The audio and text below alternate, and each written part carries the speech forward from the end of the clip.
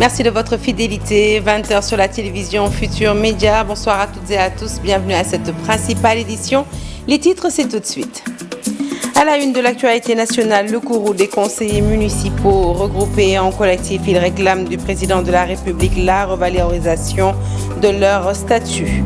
Célébration ce samedi de la 60e édition de la Ziara de Thierno Mountaga Tall. Macky Sall, présent à Louga, a vu son bilan plébiscité par le khalife de la famille omarienne. Un zoom sur les régions proposées au cours de ce journal. Nous irons à Mboro et Saint-Louis. Dans la ville tricentenaire, le poisson coûte de plus en plus cher. La faute à l'inexistence d'usines de conservation. La surenchère légitime pour les pêcheurs est subie difficilement par les consommateurs. Et puis toujours dans cette édition, nous ferons également un focus sur les événements marquants de la semaine. D'abord, la disparition en mer de 5 membres de la Marine nationale. Leur intervention entrée dans le cadre d'une opération de lutte contre le trafic de drogue. Et puis, cette pénurie de gaz butane. Les bouteilles de 6 kilos introuvables sur le marché dakarois.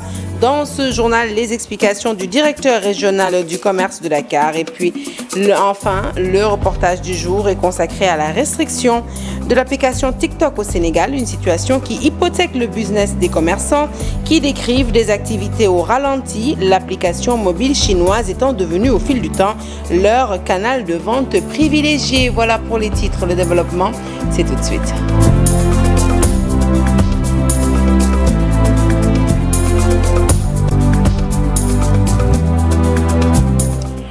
Bonsoir à toutes et à tous et encore une fois bienvenue dans ce journal, un journal que nous ouvrons tout de suite avec le collectif des 41 candidats recalés au parrainage et qui rencontre la délégation de l'Union européenne à son siège à Dakar ce lundi.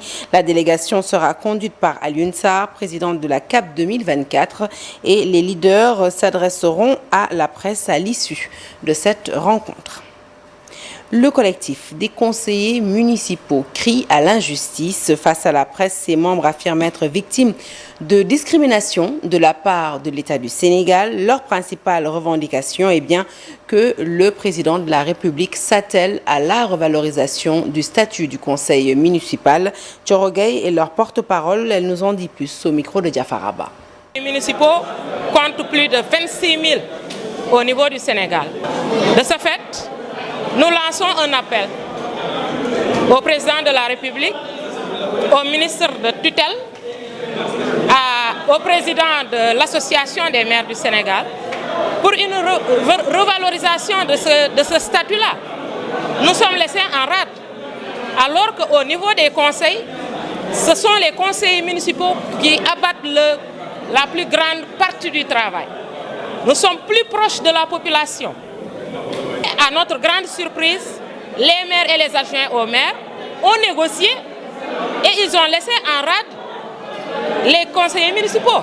C'est ce qui nous a poussé à nous réunir ici. Et nous allons nous battre. Et c'est un combat que nous lançons et nous lançons un appel à tous les conseillers du Sénégal de nous rejoindre dans ce combat-là. Parce que c'est pour réparer une injustice. Parce qu'il faut le dire, c'est une injustice. La 60e édition de la célébration de la Ziara de Thierno Mountaga Tall a été s'est donc tenu dans la capitale du Nyambour. À cette occasion, le khalife de la famille omarienne, Thierno Bachir Tall, a reçu le président Macky Sall qui était à Louga pour participer à ce grand événement religieux. Le chef de l'État a magnifié le travail remarquable du vénéré Cheikh Omar Foutiyou Tall pour le rayonnement de l'islam au Sénégal, mais aussi partout en Afrique. Le khalife de la famille omarienne, à son tour, a adressé ses remerciements au chef de l'État pour le travail effectué à travers le pays et particulièrement dans le Fouta. Appel de Seydina Limamoulaye, la 144e édition prévue du 10 au 11 février. Les préparatifs vont bon train. Opération de nettoiement, journée médicale, entre autres activités à dérouler par l'association Vision 129 qui regroupe des fidèles laïens. Ces membres qui ont démarré leurs actions dans la cité religieuse de Djamala à Yoff appellent à une meilleure mobilisation des populations. Nous écoutons tout de suite El Haj Mamadou Ndoye Laye. Il est membre de l'association Vision 129 et il s'exprime au micro de Lamine Diagne. Des journées de nettoiement ici dans cette sainte place, mais aussi dans les rues et ruelles de Yoff, ainsi que la résidence des khalifes et de ses petits frères. Nous nettoyons également Cambérène et Ngor. Donc, mais le programme de Vision 129, en prélude à l'appel de Seydina Limamou alayhi salam, ne se limite pas seulement au nettoiement.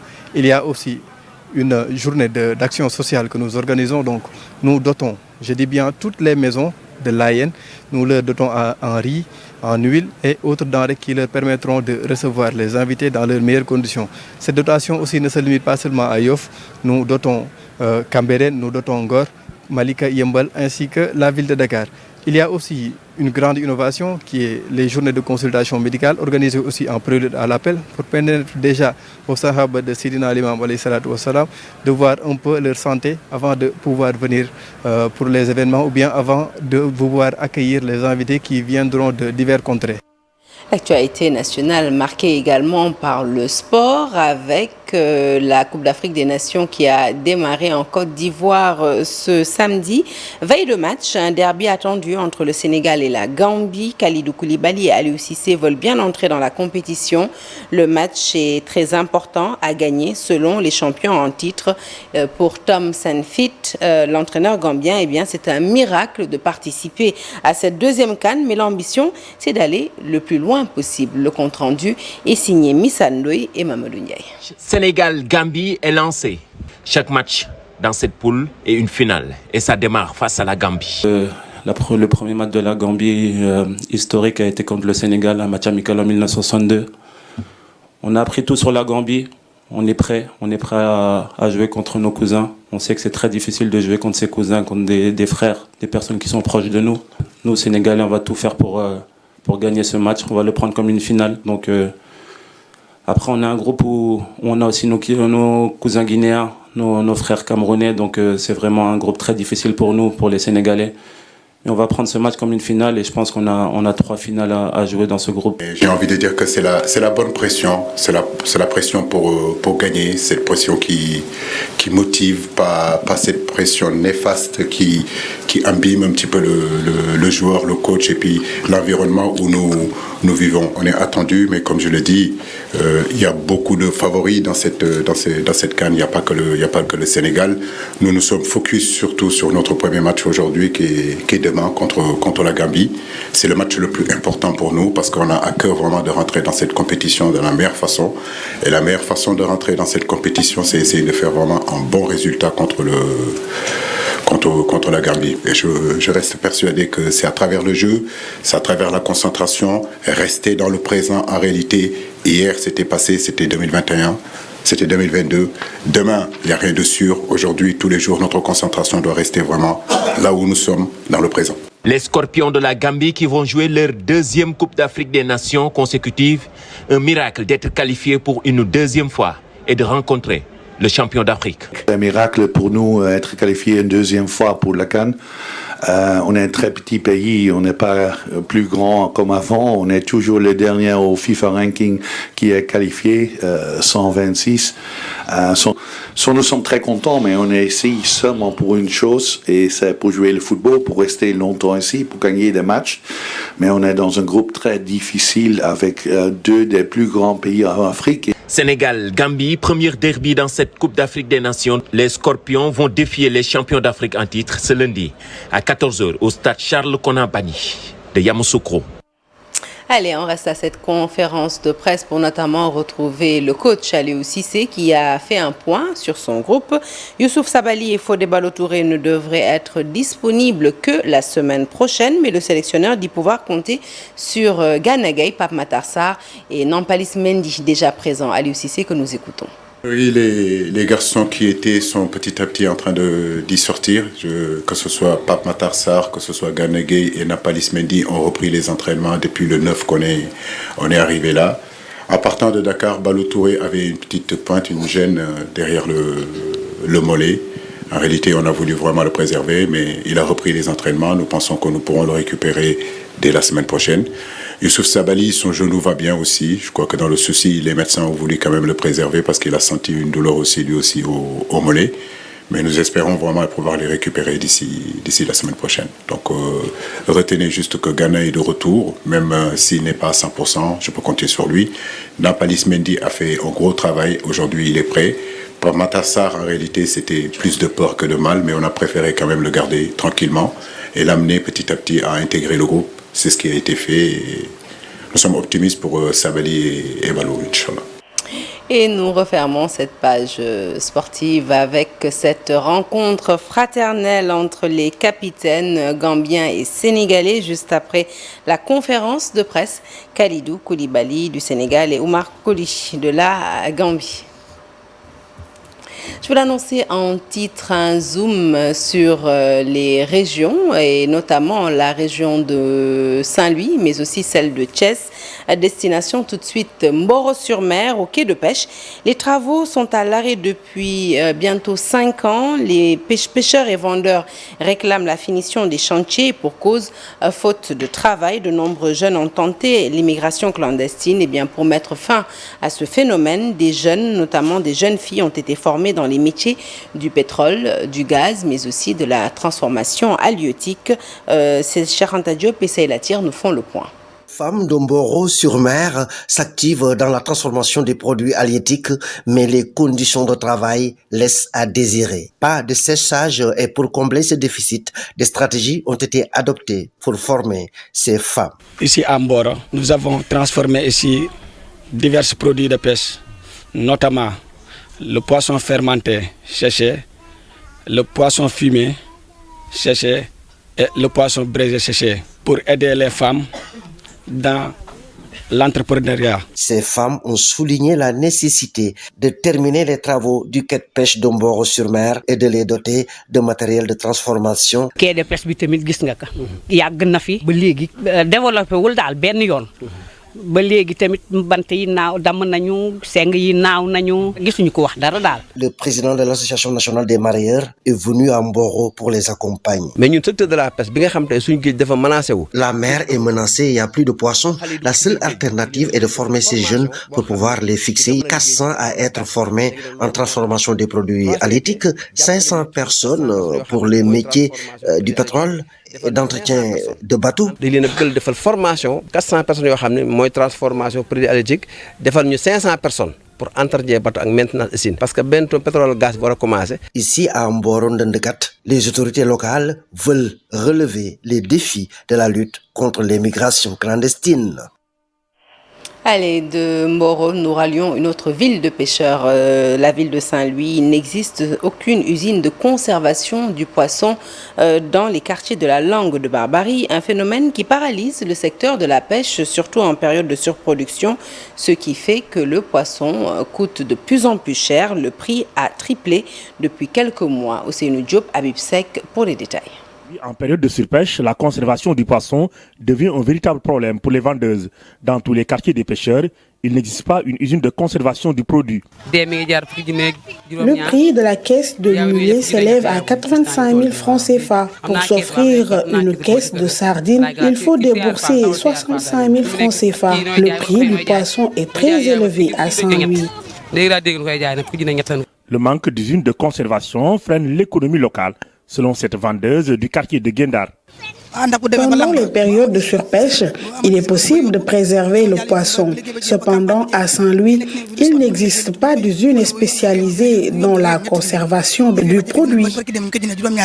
Ami Diop gère la vente du poisson de plusieurs pirogues au quai de pêche de Gendar. Selon elle, l'absence d'usine de conservation est un handicap. Elle fait un plaidoyer pour se faire entendre. Nous voulons des usines de conservation du produit. La ville de Saint-Louis est connue pour son secteur de la pêche, mais il n'y a aucune usine dans toute la Langue de Barbarie, ce qui est anormal. Il arrive parfois que nous ayons des milliers de poissons à notre disposition, mais nous sommes contraints de les vendre à un prix inférieur. Aujourd'hui, les autorités doivent nous aider pour installer dans les villes comme Saint-Louis des usines de conservation. Nous demandons aux autorités de réagir afin de favoriser le développement du secteur de la pêche. La pêche est la principale ressource des Saint-Louisiens, mais la ville manque d'usines de conservation du poisson. Une situation difficile pour les vendeuses et les pêcheurs de la ville. Ousseynou Diop et Habib Seck, merci. Allez, on parle éducation à présent avec l'inspection d'académie de Ziguinchor qui mène le combat contre l'allergie des filles aux disciplines scientifiques. Alors, la stratégie est d'installer une saine émulation entre les filles dans des disciplines scientifiques à travers la distinction des meilleurs profils. La journée consacrée à la remise des prix aux meilleurs élèves du concours Miss Mathématiques et Miss Sciences s'inscrit dans cette optique. Le thème de l'édition de cette année était lié à la promotion de la réussite des filles en lien avec le développement de l'intelligence artificielle. Lamine Ba et Lamine Mandian compte rendu. Le complexe développé par les filles face aux disciplines scientifiques est un fait que l'inspection d'académie de Ziguinchor combat en travaillant à changer les indicateurs. Les stratégies sont multiples, mais l'émulation recherchée à travers la tenue du concours Miss Math et Miss Sciences polarise cette politique. C'est l'occasion de récompenser les meilleures filles de la région qui excellent dans les disciplines scientifiques et faire passer un message. C'est une occasion véritablement donnée à toute la région de Ziguinchor de montrer aux filles que c'est possible de réussir dans les filières scientifiques et techniques, de montrer aux filles qu'il y a toujours des modèles de réussite féminins qui sont là et qui peuvent inspirer à bien se comporter à l'école, à bien apprendre à l'école et à, à accepter et à exceller dans les filières scientifiques. C'est un cadre où les filles distinguées pour leur mérite dans les filières scientifiques ont aussi l'opportunité de lancer un message fort à l'endroit de leurs camarades filles. Nafissatou Dramé Faye, Miss Science de la 13e édition. Donc c'est le moment de se dire qu'on peut réussir et c'est le moment de se lancer un défi. Il faut se dire qu'on est fille, on peut réussir devant les garçons. On est fille, on est brave et derrière chaque réussite, nous savons tous qu'il y a un travail acharné. C'est la présidente du Haut Conseil du dialogue social qui est offerte un modèle de réussite aux élèves. Innocence Tabdiaye est d'avis que c'est le moment de se mettre aux côtés des filles pour les aider à aimer les disciplines scientifiques. Mais tant que je serai sollicitée, je serai toujours présente à côté de ces filles qu'il faut accompagner. Il faut les accompagner pour que également elles pensent que c'est possible. C'est possible dans la vie de réussir et qu'une fille, ce n'est pas seulement pour la maison. Bien sûr, il y a un dédoublement qui fait qu'une fille, elle est aux travaux de la maison domestique, mais également qu'à l'école, elles peuvent exceller. La 13e édition de Miss Mathématiques a trait au mécanisme qu'il faut développer pour assurer la réussite des filles dans un contexte de développement fulgurant de l'intelligence artificielle.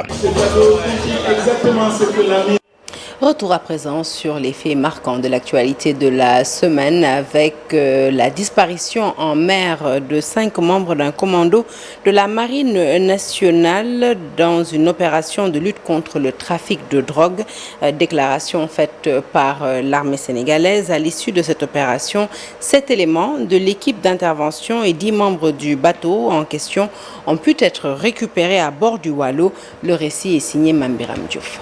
Densification de la lutte contre ce fléau par les forces armées sénégalaises, la marine se distingue, redoublant de vigilance avec toute la rigueur qui s'y est dans les opérations d'envergure menées contre la drogue. L'interception d'un navire suspecté de trafic international de stupéfiants au large de Dakar ce vendredi 5 janvier par le patrouilleur de haute mer Wallo a occasionné la disparition de 5 commandos marins. Les recherches en cours pour les retrouver. L'équipe d'intervention des commandos marins montés à bord du dit navire avait constaté l'ouverture des vannes du bateau, ce qui porte à croire, comme le souligne le communiqué de la DIRPA, que cette action de sabotage consistant à couler le navire visait à effacer toute preuve de son chargement illicite. Signalé que les secours conduits par le Wallo ont permis cependant de récupérer 7 éléments de l'équipe d'intervention et les 10 membres du bateau en question. D'importantes saisies ont été effectuées par la marine sénégalaise. Le 22 décembre, le patrouilleur Wallo avait dû effectuer des avertissements verbaux et des tirs de semonce pour stopper une embarcation transportant de la drogue à destination de l'Europe qui avait largué sa cargaison en mer avant l'intervention. 690 kg de cocaïne ont pu être repêchés et d'arrêter les 5 membres d'équipage. Le 14 décembre, un navire impliqué dans le trafic international de drogue également intercepté à 425 km au large, ce qui avait permis de mettre la main sur 3 tonnes de cocaïne et les 7 membres de l'équipage.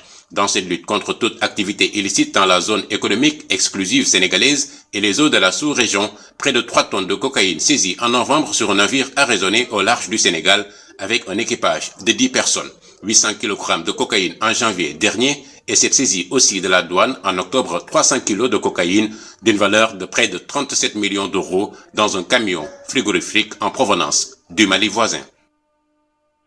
Allez, parlons consommation. Si vous habitez la capitale dakaroise, eh bien, vous avez certainement constaté cette pénurie de bouteilles de gaz butane de 6 kilos selon le service régional de commerce. Et cette situation s'explique par les incidents survenus sur les bonbonnes de gaz, notamment les récentes explosions à Derklé, à Ngor et à Yeumbeul qui ont suscité un comportement de retrait systématique des bonbonnes pour vérification, occasionnant ainsi la rareté de la bonbonne de gaz butane.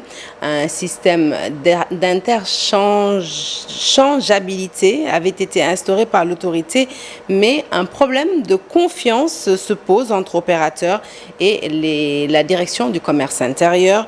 Suivons tout de suite les explications de Amadou Toubagnan. Il est le directeur du commerce régional de Dakar. Ses propos sont recueillis par Cheikh Diop. De distribution dû en particulier à 3 facteurs. Premièrement, il y avait un opérateur qui avait eu des soucis techniques ayant déteint sur la production et ce déficit de production-là a déteint sur les livraisons qui ont accusé un retard. Deuxièmement, avec les incidents qui se sont produits, les explosions de gaz à Derklé, à Ngor et à Yeumbeul, n'est-ce pas, il y a eu quand même un comportement de retrait systématique des bonbonnes, de rappel systématique des bonbonnes par l'opérateur concerné. Ça a contribué à la rareté du produit. Et puis, troisièmement, il y a l'épineuse question de l'interchangeabilité des bouteilles. Et parmi les événements marquants de la semaine en culture, notamment l'ouverture du Festival national des arts et de la culture le 8 janvier dernier. La 12e édition s'est officiellement ouverte dans la capitale du Sine et plus précisément à Fatick.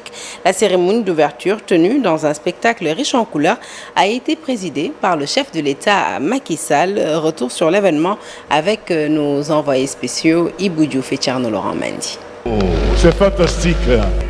Djokondial écrit au ciel. Lorsque la nuit est tombée, le stade Massène Sène s'est transformé en une scène impressionnante. Les organisateurs ont fait preuve d'une créativité sans précédent en utilisant la technologie pour écrire le nom du président Macky Sall dans le ciel de Fatick. Tel un clap de début, une trouvaille riche en couleurs en hommage au chef de l'État Macky Sall, parrain de la 12e édition. La ville de Mamindis a vibré au rythme des arts et de la culture avec ce début qui a émerveillé plus d'un. Cette année, le Festnac a pris place dans la région de Fatick après celle de Kaffrine de l'année dernière. Le public du stade Massène Sène a été impressionné par les différentes performances de danse et de rythme. Le Maroc, pays invité d'honneur, a rehaussé le cachet artistique de l'événement grâce aux prestations de ces 2 troupes présentes. Fatick, ville haute, avec ses 85 percussionnistes, ont aussi gratifié le public de sonorités bien locales. Les 14 régions ont tous défilé pour mettre en exergue leur patrimoine artistique, mais musical. Le clou de cette cérémonie d'ouverture a été le spectacle en son et en lumière. Le spectacle, qui s'est terminé en apothéose, les dernières notes de musique étaient de Doudou Ndiaye Mbengue et de Pape Diouf. C'était aussi une manière pour le chef de l'État d'annoncer officiellement le début de ce festival des arts et de la culture à Fatick.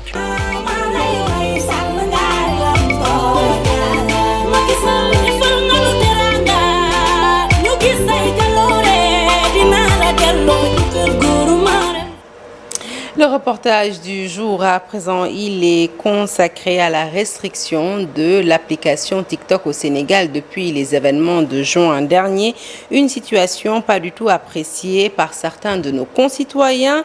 Pour beaucoup de petits commerçants, eh bien, le réseau social chinois est leur canal de vente privilégié. Mais depuis que TikTok a été suspendu au Sénégal, eh bien, certaines de leurs activités tournent au ralenti. La rédaction a recueilli les témoignages de différents acteurs sur la question, le sujet préparé par Awa Signaté. L'utilisation TikTok est restreinte au Sénégal depuis plusieurs mois. Une situation qui révulse beaucoup de nos concitoyens. Le réseau social était le canal de vente privilégié de beaucoup de petits vendeurs du pays. Leur live qu'il y organisait leur permettait de bien vendre leurs produits. Mais depuis que TikTok a été suspendu au Sénégal, certaines activités sont au ralenti, malgré les moyens de contournement utilisés. Vraiment, nous avons un sérieux problème avec cette suspension, car on ne peut plus vendre comme auparavant. Seuls les clients qui connaissent l'emplacement de la boutique viennent pour acheter. Parfois, certains clients qui étaient présents sur les lives nous appellent pour nous demander si nous avons arrêté les lives. Nous implorons les autorités à rétablir cette situation. Les clients nous les réclament tout le temps. Même avec le VPN, ce n'est pas stable et vraiment les complications sont énormes. Vous savez, personne ne nous connaissait. Le TikTok nous permettait d'avoir la visibilité. Ma maman aussi, elle passait tout le temps sur TikTok car ça la divertissait. Puisque c'est suspendu, on s'est rabattu sur les voies de contournement web. Et on peut être coupé en plein live, mais cela ne nous décourage pas. Si pour les uns, TikTok est un moyen pour bien écouler leurs marchandises, pour d'autres, l'outil est tout simplement un univers de divertissement. Je suis un amateur, donc je regardais que la lutte sur TikTok et je dépensais beaucoup d'argent pour avoir la connexion et aller sur TikTok. TikTok, damay seetaan ay modèle, damay seetaan ay comédie, damay seetaan ay divertissement, damay seetaan actualité tamit pare sa TikTok. Basile Niane est expert en communication digitale. Il revient sur les inconvénients et les avantages de cette suspension. Il y aura des conséquences au niveau du tourisme, au niveau de la production de contenu, au niveau du e-commerce, c'est-à-dire la vente, mais aussi au niveau des influenceurs, parce qu'il y a beaucoup de gens qui font des vidéos et qui les mettent sur TikTok. Au-delà du fait qu'au Sénégal, on n'a pas encore commencé cette monétisation, au niveau de son réseau social, tout compte à croire que TikTok aujourd'hui occupe une première place, mais c'est dommage qu'au Sénégal, on a accès à TikTok que par les VPN. Et l'autre danger qu'on remarque également, les vidéos contenues ne sont pas seulement des VPN qui sont sécurisés et ça peut nuire au développement des Sénégalais, on ne sait pas, et on peut vous attaquer par rapport à cela. Aujourd'hui, la grande interrogation, c'est quand est-ce que cette suspension sera levée? Nous nous sommes rendus au ministère de la Communication pour les informations sur cette question. Mais nos tentatives sont restées vaines. Merci à Awa Signaté, merci à vous d'avoir suivi ce journal qui est à présent terminé. L'actualité se poursuit sur toutes nos plateformes digitales. Excellente suite de programmes en notre compagnie et bon début de semaine à toutes et à tous.